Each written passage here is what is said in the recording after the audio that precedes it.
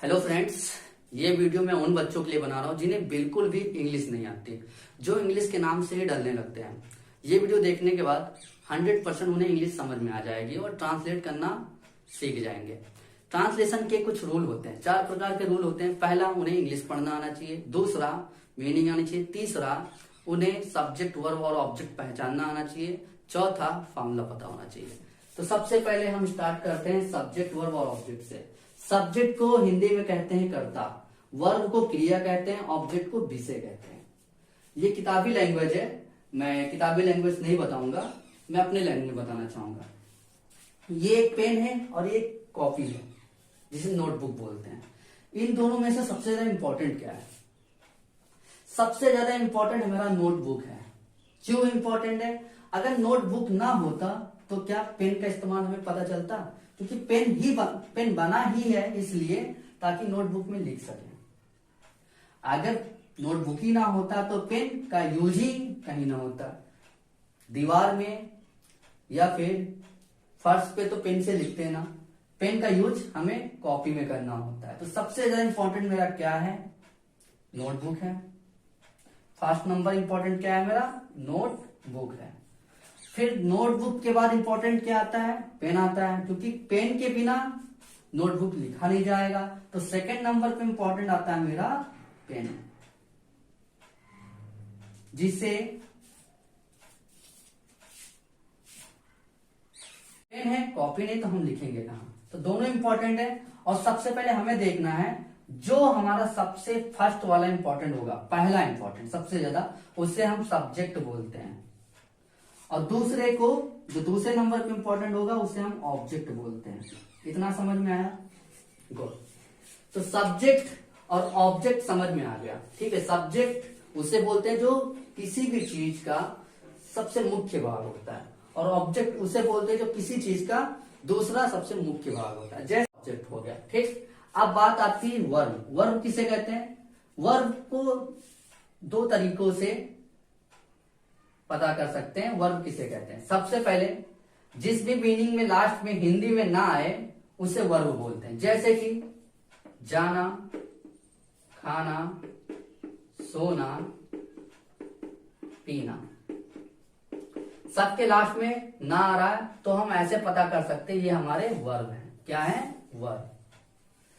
दूसरा तरीका है, जो चीज सब्जेक्ट कर रहा है, क्रिया मतलब कोई काम होता है, क्रिया को काम बोलते हैं। जो सब्जेक्ट कर रहा है उसे हम वर्ब कहते हैं। जैसे कि मैं भोजन खा रहा हूं, मैं सबसे ज्यादा इंपॉर्टेंट तो मैं सब्जेक्ट हो गया, लेकिन मैं कर क्या रहा हूं? मैं भोजन को खा रहा हूं ना, मैं भोजन का खाने का काम कर रहा हूं। तो यहां पर मेरा काम क्या है? खाना। तो सब्जेक्ट क्या कर रहा है? खा रहा है। तो जो चीज खा रहा है उसे वर्ब कहते हैं, ठीक है। इतना समझ में आया? गुड।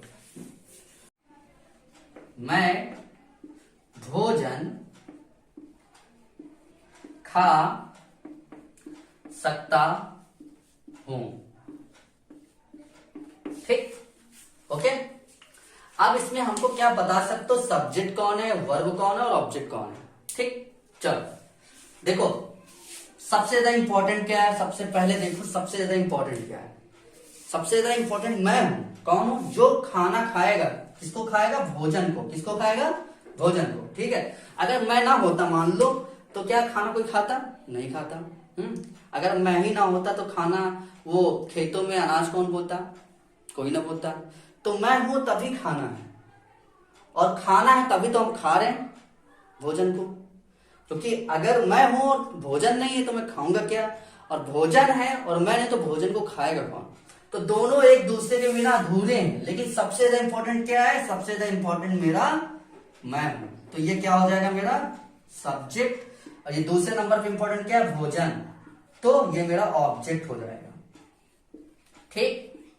अब तीसरी बात आती है वर्ब, ठीक है। अब वर्ब देखो कर क्या रहा है। वर्ब किसे कहते हैं? सब्जेक्ट जो करता है। सब्जेक्ट क्या करता है? सब्जेक्ट जो काम करता है उसे वर्ब कहते हैं।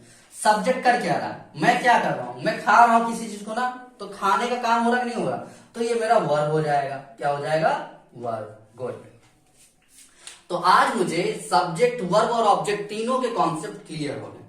चलिए अब देखते हैं ट्रांसलेट करके कि हमारा सेंटेंस कैसा बनता है।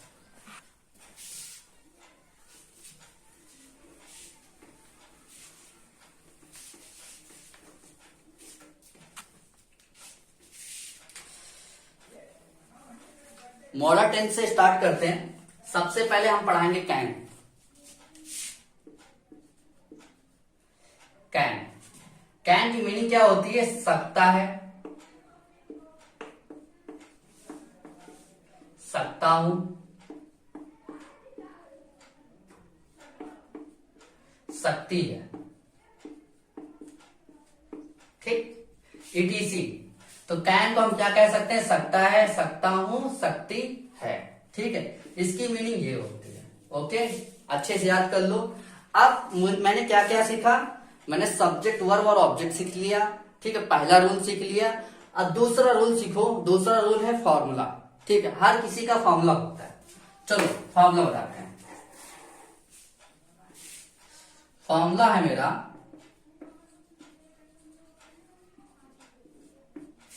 सब्जेक्ट कैन वर्ब की फर्स्ट फॉर्म प्लस ऑब्जेक्ट। ये हमारा फॉर्मूला है, इसे याद कर लो। ओके, अब ट्रांसलेट करके देखते हैं कि हमें कि कैसा ट्रांसलेट बनता है। ओके, मैं भोजन खा सकता हूं,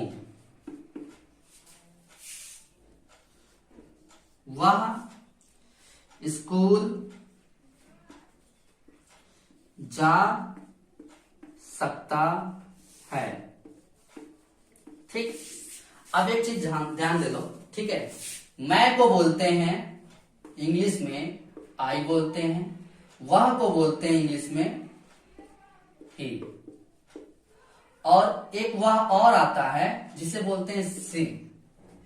ये वह वो होगा जो लड़कों के लिए यूज किया जाएगा। किसके लिए? लड़कों के लिए। और जो सी वाला होगा ये लड़कियों के लिए यूज किया जाएगा। ओके, इसके बारे में हम अगले वीडियो पे बात करेंगे। चलो अभी देखो ट्रांसलेट कैसे होता है मेरा, ठीक है। अब सबसे पहले हमने बताया था, सबसे पहले कोई भी टेंस हो उसमें सब्जेक्ट ढूंढो, वर्ब ढूंढो और ऑब्जेक्ट ढूंढो। सबसे पहला काम तुमको ये करना होगा, ठीक। चलो ढूंढते हैं। इसमें सबसे ज्यादा इंपॉर्टेंट क्या दिख रहा है मुझे? सबसे ज्यादा इंपॉर्टेंट तो ये दिख रहा है, तो ये क्या हुआ? मेरा सब्जेक्ट हो गया, गुड। और इसके बाद इंपॉर्टेंट क्या लग रहा है? ऑब्जेक्ट, जो भोजन है ये ऑब्जेक्ट हो गया मेरा, ठीक। अब सब्जेक्ट कर क्या रहा? सब्जेक्ट खाना खा रहा है, तो ये क्या हो जाएगा? वर्ब हो जाएगा। अब ये क्या होगा मेरा? ठीक, तो ये चीज हमारा ये हो जाएगा, क्या हो जाएगा? कैन हो जाएगा। कैन की मीनिंग क्या होता है? सकता है, सकता हूं, सकती है। तो सकता हूं की जगह क्या रख सकते हैं हम? कैन रख सकते हैं, गुड, ठीक। अब मुझे चारों चीज पता चले गए। अब क्या करना? कुछ भी नहीं करना, उनको फॉर्मूले पे रख देना है। फॉर्मूला क्या कहता है? सबसे पहले सब्जेक्ट रखो, फिर कैन रखो, फिर वर्ब की फर्स्ट फॉर्म रखो, फिर ऑब्जेक्ट रख दो, हमारा ट्रांसलेशन कंप्लीट हो जाएगा, ठीक। चलो रखते हैं। सब्जेक्ट क्या है मेरा? मैं को इंग्लिश में क्या बोलते हैं? आई बोलते हैं, ओके। और एक चीज और, ईट मतलब होता है खाना। ऐसे हम थोड़ी थोड़ी मीनिंग देते रहेंगे। ईट मतलब क्या होता है? खाना, ठीक। तो सब्जेक्ट क्या है मेरा? आई, ओके। अब सब्जेक्ट के बाद मुझे क्या रखना है? कैन रखना है, तो यहां पर हम कैन रख देंगे। सब्जेक्ट रख दिया, कैन रख दिया, सब्जेक्ट रखा तो सब्जेक्ट खत्म, कैन रख दिया तो ये खत्म। अब मुझे सिर्फ दो चीजों का ट्रांसलेट करना है, ओके। अब फॉर्मूले के हिसाब से मैंने सब्जेक्ट रख दिया, कैन रख दिया, और उसके बाद मुझे वर्ब रखना है। वर्ब क्या है मेरा? वर्ब मेरा ये है, क्योंकि सब्जेक्ट वर्ब को खा रहा है, ठीक है। तो वर्ब क्या है? मुझे खाना है, और खाने को इंग्लिश में बोलते हैं ईट, ईट हो गया, ठीक। वर्ब भी कंप्लीट, तो ये भी खत्म। लास्ट मेरा क्या बचा? ऑब्जेक्ट। अब वर्ब के बाद मुझे ऑब्जेक्ट रखना है। ऑब्जेक्ट क्या मेरा है? भोजन। अब भोजन को इंग्लिश में बोलते हैं फूड। फूड मतलब क्या होता है? भोजन। अब ऑब्जेक्ट रख देंगे। ऑब्जेक्ट क्या है मेरा? भोजन। भोजन को इंग्लिश में फूड बोलते हैं। ये हो गया मेरा ट्रांसलेशन कंप्लीट। देखो, हमको हिंदी देख के ट्रांसलेट नहीं करना है, हमको सब फॉर्मूला देखना है, उस हिसाब से ट्रांसलेट करना है, ओके। नहीं, कुछ बच्चे क्या होते हैं जो नए नए होते हैं वो क्या करते हैं, इसकी इंग्लिश नीचे लिख देते हैं, इसकी नीचे इंग्लिश लिख देते हैं, इसकी इंग्लिश नीचे लिख देते हैं, मतलब हिंदी के हिसाब से चलते हैं। गलत है, हमको फॉर्मूले के हिसाब से चलना है। और कुछ बच्चों को फॉर्मूला पता नहीं होता तो वो जैसे पाते हैं वैसे ही ट्रांसलेट करके रख देते हैं। तो फॉर्मूले में एकदम उल्टा दिया, पहले सब्जेक्ट दिया हुआ है, फिर ऑब्जेक्ट दिया, सॉरी फिर कैन दिया हुआ है, जो हमारी एचबी कहलाती है, हेल्पिंग वर्ब। हेल्पिंग वर्ब में अगले वीडियो में बात करूंगा उसके बारे में, हेल्पिंग वर्ब किसे कहते हैं। ठीक, अब दूसरा ट्रांसलेशन मेरा है वह स्कूल जा सकता है। चलो इसको क्लियर करो। ठीक है, वह कौन है, अगर ये लड़का है, वह अगर लड़का जा सकता है तो ही लगाएंगे, वह लड़की जा सकती है तो सी लगा देंगे। ओके, वह स्कूल जा सकता है तो वह कौन है, सबसे ज्यादा इंपॉर्टेंट कौन है, वह है ना, तो वह मेरा सब्जेक्ट हो गया। गुड। उसके बाद वह कहां जा सकता है, स्कूल, तो सब्जेक्ट के बाद दूसरे नंबर पे इंपॉर्टेंट ऑब्जेक्ट हो गया। और सब्जेक्ट कर क्या रहा है, जाने का काम कर रहा था, ये वर्ब हो गया। और बाकी ये सकता है को क्या लिख सकते हैं, कैन लिख सकते हैं, तो ये कैन हो गया मेरा। ओके, चलो अब देखते हैं, हमको फॉर्मूले पर रख देना है। सबसे पहले सब्जेक्ट रखना, फिर कैन रखना, फिर वर्ब रखना, फिर ऑब्जेक्ट रखना। आंख बंद करके रख दो। वह कौन है, लड़का है तो ही रख देंगे, इसकी इंग्लिश क्या होगी, ही। और आंख बंद करके मुझे कैन रख देना है, कैन रख दिया, कैन रख दिया, ही रख दिया, सब्जेक्ट खत्म, कैन रख दिया, ये खत्म। अब दो चीजों को ट्रांसलेट करना है। अब कैन के बाद क्या रखना है हमको, वर्ब रखना। वर्ब क्या है मेरा, जाने का। जाने को इंग्लिश में क्या बोलते हैं, गो बोलते हैं। जाने को क्या बोलते हैं, गो। गो मतलब जाना होता है। ठीक है, ही कैन गो। ओके, अब कहां जा रहा है वो, स्कूल जा रहा है। ठीक है, तो वर्ब तो लिख दिया मैंने, वर्ब के बाद ऑब्जेक्ट लिखना है। ऑब्जेक्ट क्या है मेरा, स्कूल है, तो स्कूल मैंने लिख दिया।